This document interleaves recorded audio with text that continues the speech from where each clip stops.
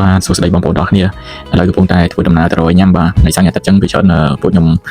អត់សូវធ្វើម្ហូបផ្ទះឲ្យបាទច្រើនតែពេលផឹកឡើងទៅរកញ៉ាំអីបាទតែជាទូទៅពួកខ្ញុំចូលចិត្តនំចុកបាទចូលចិត្តនំចុកអាហាររបស់ខ្មែរយើងណាបាទចូលចិត្តណាស់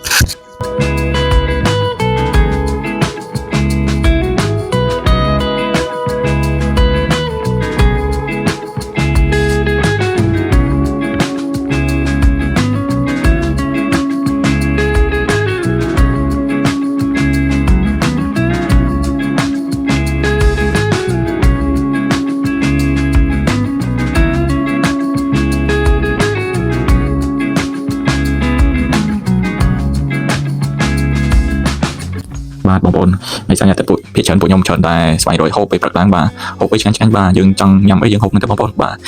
យើងហូបអីទៅពេលព្រឹកហើយពេលថ្ងៃយើងធ្វើអីញ៉ាំទៅបាទជុំគ្នាបាទព្រោះថ្ងៃសៅរ៍អាទិត្យនេះយើងទំនេរពីការងារបាទអញ្ចឹងយើងធ្វើអីដើម្បីខ្លួនយើងបានច្រើនបាទគេខ្ញុំបានឆ្អែតគ្រប់គ្រាន់បាទ